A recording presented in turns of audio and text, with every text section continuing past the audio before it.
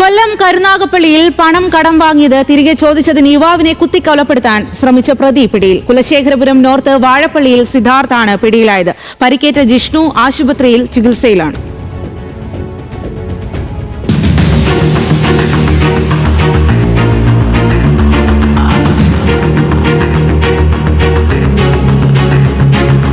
കഴിഞ്ഞ ദിവസമാണ് കരുനാഗപ്പള്ളി ആദിനാട് സ്വദേശിയായ ജിഷ്ണുവിന് കുത്തേറ്റത്.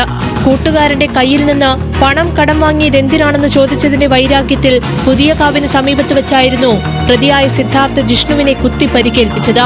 ആക്രമണത്തിൽ പരിക്കേറ്റ ജിഷ്ണു കരുനാഗപ്പള്ളിയിലെ സ്വകാര്യ ആശുപത്രിയിൽ ചികിത്സയിലാണ്. സംഭവത്തിന് ശേഷം രക്ഷപ്പെടാൻ ശ്രമിച്ച പ്രതിയെ അതിസാഹസികമായാണ് കരുനാഗപ്പള്ളി പോലീസ് പിടികൂടിയത്. കൃത്യം നടത്തിയ ശേഷം ഒളിവിൽ പോകാനായിരുന്നു പ്രതിയുടെ നീക്കം.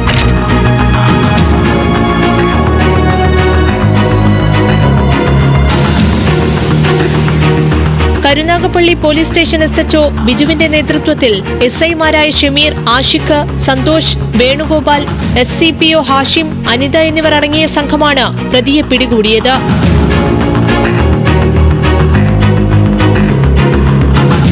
ന്യൂസ് മലയാളം, കൊല്ലം.